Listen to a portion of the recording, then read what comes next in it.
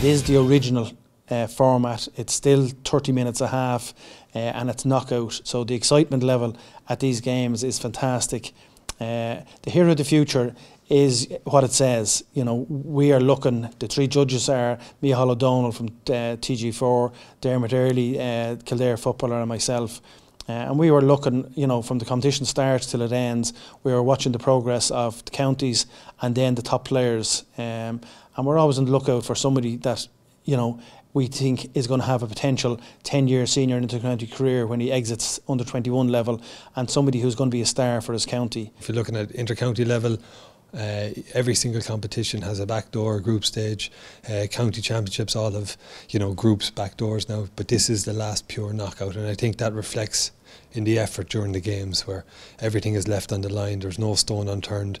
The effort is 110%, and that's what makes it so special. When we first heard the draw, you know, we weren't too enthusiastic, you know, but when we got in and met up with all the lads and the management team and that, you know, and got a few first trainings under our belt, we kind of started getting more positive about the thing and everything, and trained away and played lots, won the Hastings Cup, bet Cavan in the Hastings Cup, you know, so we knew we had something kind of going there, you know, because Cavan have been very strong over the last couple of years, and, you know, and came up to Dublin and managed to turn them over, you know, so it was a great boost for us, you know, and shows what we can do. Kieran McGinney's over the under 21s now this year, as well as the seniors, so it's been very good, because it's kind of after bringing a link between the seniors and 21s, and lads are really trying to step up and impress, like, because they know, like, that they could be called in, like, to the seniors at any stage, like, if they're playing well and that, like, and it's good that lads are kind of given that insight, like, and they can see what the seniors are doing, like. The Under 21 Championship, because it's knockout, has a particular kind of ring to it, because nobody goes in there expecting to win. You never know when you're going to come up against a team who'll dump you out of the championship. That's happened to Dublin already. Longford had a great win. There are other shocks to come, I'd imagine. And it's an age group that's interesting because no one can predict it. You're putting three minor squads together, and every single year there's new players emerge and new stars emerge, and that's what makes it so interesting. The Hero of the Future Award is a scheme that we set up almost 9 years ago now, and it was really to recognise the performances, the hard work that each of the individual players put in throughout the course of the season.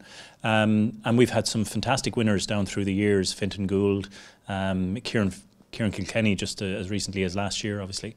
And I'm sure this year the winner that emerges will be one that's well recognised for the performances that they've put in. Rory O'Carroll, just going back a couple of years, was central to Dublin winning it back in 2010. And, you know, look at the full-back that he has become since, and the way he plays the game.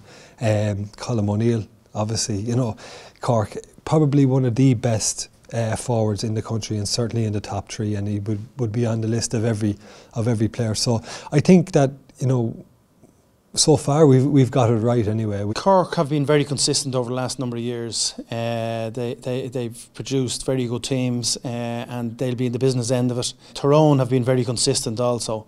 Now Armagh will have a big say in what's going to happen up in Ulster this year, so I expect the two of them to feature strongly. And Kildare, Kieran McGinney has taken them over for the first time. He's actually has his handprint on the 21s this year.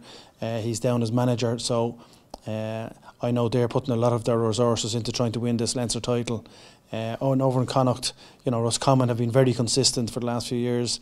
I know they have a very good team again this year, and they'll be fighting it out with probably Galway and Mayo.